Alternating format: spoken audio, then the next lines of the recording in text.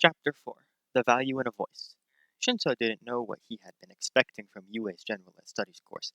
All he could think of when he entered Class 1C for the first time was that he just needed to last until the sports festival. That was where he could make his mark, where he could show the world, or more specifically, UA's principal, Nedzu, that he deserved a place in the heroics course. He just had to plow forwards, focus on his studies, and everything would be okay. He had no plans on making friends. That would be a consequence on not planning on remaining in Class 1C for long enough to make friends. Even then, no intention crossed his mind of making more than an acquaintance with any possible classmates from the hero course. He had more pressing matters to attend to, that being, focusing on achieving his dream of becoming a hero. He'll show the world that he wasn't a villain. Far from it. But then that shy, bushy-haired boy, the one sat in front of Shinso, caught his attention. He'd never met anyone else who found speaking more than a trivial part of everyday life, who understood its value and its consequences. Of course, there was bound to be a different reason behind this Midoriya's selective muteness than any issues Shinso had faced, but then he found out he was quirkless. He had no plans on making friends, really. Shinso just wanted to help him.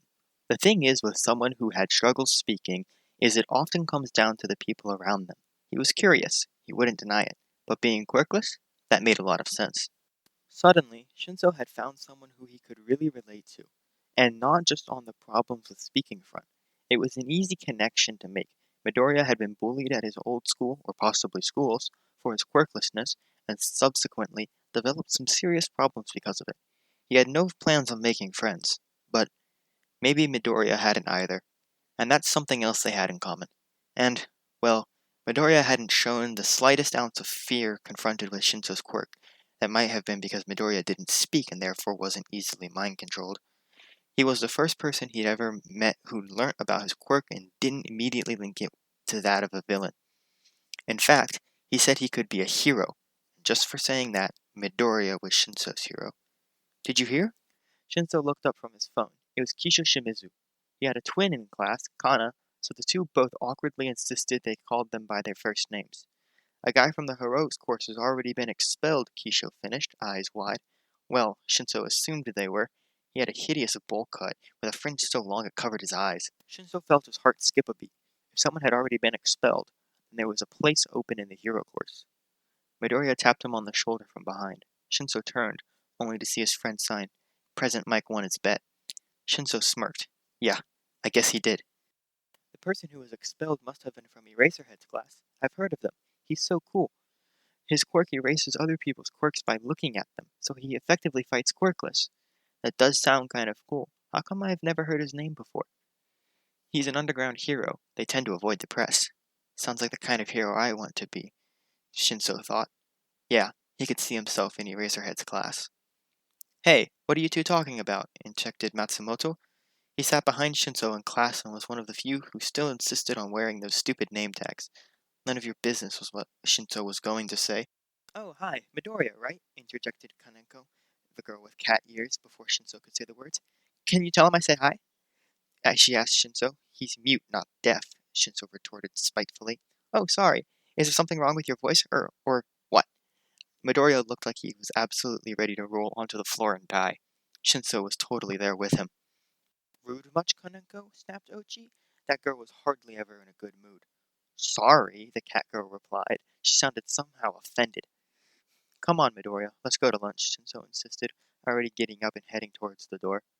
Sorry about her, Ochi told Midoriya as he hurried after Shinso. I've only known her for a couple of days, and I can already tell that she's too curious for her own good. Midoriya just nodded frantically and then almost ran out of the door behind Shinso. They didn't say anything, almost per tradition, as they walked down to the cafeteria. Shinso ordered for Midoriya, who had the same thing as he did, and they even sat down on the same table. Shinso could tell this week would be exactly what they'd be doing for the next who knows how long. I wonder what that guy did to get expelled, Shinso pondered as Midoriya picked at his food. He didn't seem in the mood for talking, not even in sign.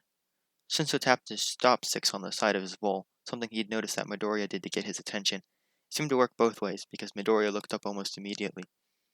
Are you okay? Shinso signed. Midoriya just sighed and shrugged. I know why you don't like talking.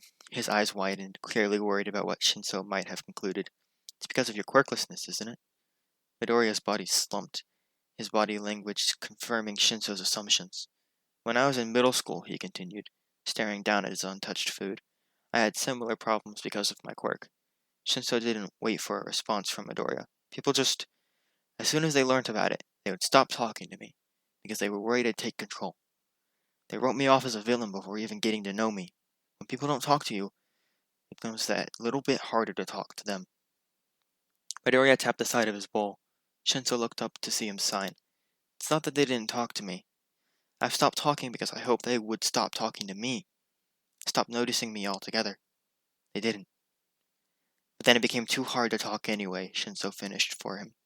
Midoriya nodded bleakly. The two sat in silence for a moment, both staring into space, thinking about everything, yet nothing at all. I know what could cheer you up, Shinso said, making Midoriya jump. What? Making up sign names for our classmates. Midoriya grinned. In sign language, specifically ASL, names had to be finger-spelled unless they had a direct meaning, like hope or grace or something like that. So instead of spelling out long names, people would come up with nicknames that had simple signs. It was easier in JSL because the kanji could just be used, but that took the fun out of it. Okay, so forget Kaneko. Her name literally means cat, so there's no point, Midoriya stated. No, interrupted Shinso. Everyone's getting sign names. Forget kanji and proper meanings. Midoriya laughed. Actually laughed. It took Shinso by surprise. It was the first sound other than the occasional surprised squeal that he'd ever heard Midoriya make. Let's call Kaneko Curious, Midoriya decided. Okay, tamer than I would have chosen, but let's go with it, replied Shinso. What about Ochi? Grump? Definitely. No one else here knows sign language, right? They would have said something. Okay, who else? Honestly, I'm not great with names. I hardly remember anyone. How about the twins, Kisho and Kana? Kana's the one with the glasses, right? We're calling her glasses, aren't we? Midoriya shrugged, still smiling broadly, and his brother can be Fringe. He laughed again. Fringe? Have you seen his hair? Terrible.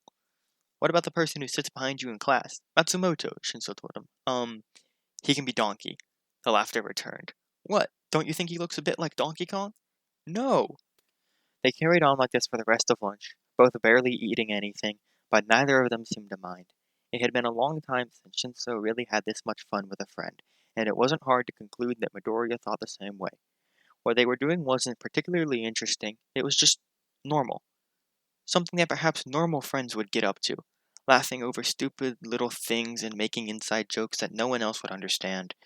But it wasn't normal for the two of them. They had never really had the chance to do something like this before. As lunchtime came to an end, and the two of them tidied away their trays and remaining food, Shinzo could still see that beaming smile across Midoriya's face, thoughts of rude questions and intrusive classmates left behind them. Unfortunately, that euphoria couldn't last forever. That afternoon, Class 1C joined up with 1D for a joint sports lesson. President Mike and whoever the homeroom teacher for 1D was, Shinzo didn't pay enough attention to care, had decided that they should do a team building exercise so they could all get to know each other a little more. And that was why they were ushered into one of the school's massive gyms, or just huge halls that the newbie heroes would get to fight in, to play Team C versus Team D dodgeball. The rules are simple, President Mike cried over the way too excited crowd of general studies students. Get hit anywhere on the body and you're out, unless it's the head, because that's cruel. If you catch a ball, someone of your choice can rejoin the game. Oh, and no crossing the line onto the other team's side. We're starting with your backs against the wall. Run to the middle, grab your ammo, and what about quirks? Called out Kaneko. For this first round, we'll say yes to quirks, as long as it's not going to seriously hurt anyone. We'll see how it goes and ban quirks next round if it all goes wrong. Okay, you have 10 minutes or so to talk as a team, and then we'll begin. Okay, guys, started Ochi, who was clearly aiming for the class representative position they would be choosing in a few days' time. Let's talk quirks. Anyone got anything useful for this? Shinso could feel Midoriya freaking out beside him. Shinso wasn't faring so well either. He hadn't told anyone about his quirk. He didn't want to make a bad impression, but did it really matter? He had Midoriya, and it was clear he wasn't about to be driven away. My quirk's absolutely useless, gasped Goro Tachibana. All I can do is turn things orange for like a day. A day? Repeated someone else. Oh yeah, once at my old school, my friends dared me to turn the whiteboard orange, and then the ink in our teacher's pens so nothing would show up. I know it sounds kind of lame, but it was really funny at the time. Can he turn himself orange? Midoriya wondered. He often used sign language as he thought. He would mouth words too, occasionally. Midoriya asks if you can turn yourself orange, Shinso told him. Midoriya instantly blushed, clearly not expecting Shinso to repeat his thoughts. Yeah, if I want. I have more control over that. I can turn it on or off whenever I please, Tachibana explained. Then why doesn't he turn our side of the pitch orange and then himself so he blends in? Shinso repeated the plan out loud. The class was more than impressed. They ended up going around the class, talking about quirks and asking Midoriya to come up with strategies around them. He made rather mundane quirks into a serious advantage. Shinso was shocked. Then he remembered. Midoriya was the one with 91% in the exam. He really was a genius. Both Shinso and Midoriya were very relieved, however, when the other team complained that they were taking too long to strategize, and the teachers announced that the game had to start or they'd never have sufficient time to play enough rounds. 3, 2, 1, begin! President Mike cried, and both teams charged towards the middle of the pitch. Midoriya wasn't so keen, and hung back whilst the rest of them dove right in. Shinso did begin like the rest of them, but quickly hurried back to Midoriya as Tachibana turned the ground orange. Are you alright? He questioned, picking up a spare ball that had rolled towards him. Midoriya nodded, and then squealed rather loudly as he dodged a flying ball, which he had seemed to register more as a missile than a soft ball. Sure? Shinso insisted. He nodded again, dodging another projectile. The other team considered them good targets, considering they were standing still and hanging back. Midoriya, however, seemed to be exceptional at dodging. Shinso wasn't sure if this was a good or a bad thing. He also wasn't sure what to think about how muscular his friends seemed. He looked so small and weak in his uniform, but his UA regulation PE kit showed otherwise, and Midoriya didn't seem like the kind to work out for fun or to go for runs or something. Team C won the first round of Dodgeball, and the second. Shinso got hit in the head twice, but neither him nor Midoriya were hit out. The third round was more interesting. Team D quickly realized Tachibana's orange tactic and got him out as soon as possible. Kana and Kisho, who both had weak water manipulation quirks, were banned from using them after the opposing team had a heated argument against them and Ochi about pouring water on the balls so they could make their throws more accurate. Ochi was hit out moments later, quickly followed by the twins, who now shouted very loudly at their remaining classmates. Shinso stayed by Midoriya for most of the round. Midoriya had yet to throw a single ball and continued to dodge them expertly, whilst Shinso tried his hand at catching, mainly so he could let Ochi back in so she would stop shouting at them. In the end, Midoriya was the only one left, and as it turns out, throwing was not one of his strong points, and neither was catching. However, it was increasingly hilarious how worked up the last two members of Class 1D were getting. No matter how hard they tried, they could not hit Midoriya. It wasn't very helpful that one of them managed to catch one of Midoriya's throws, so they chose to let back in one of their team members, who must have had some kind of accuracy or levitation quirk, because the dodgeball seemed to change direction midair and zoom towards Midoriya.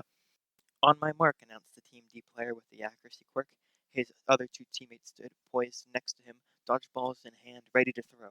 3, 2, 1, now! Shinso winced as the three projectiles were aimed perfectly at Midoriya. He had no way to escape. Well, that's what everyone had thought, until Midoriya leapt at an exceptional height over the balls, did a front flip, and landed perfectly. Okay, now the fitness is even more questionable. What was that? It was President Mike who yelled that. He had been commentating the entire time. The other team players were so stunned that the next throw was poor enough for even Midoriya to catch it. And he catches it! President Mike exclaimed. Donkey, signed Midoriya to Shinso. They forgot President Mike knew sign. Both were very thankful that he masked his laughter with coughing when Shinso told Matsumoto to rejoin the team. It wasn't long after that the last three members of Class 1D were hit out by Matsumoto, so 1C reigned victorious and undefeated. That was amazing, Midoriya, exclaimed Kaneko as the class surrounded him after PE, when they'd all gotten changed and gathered in their homeroom class to collect their things at the end of the day. Who knew you were so, athletic? Your strategies were really good, Ochi admitted, better than anything I could come up with. Yeah, thanks for helping me with my quirk, Tachibana added.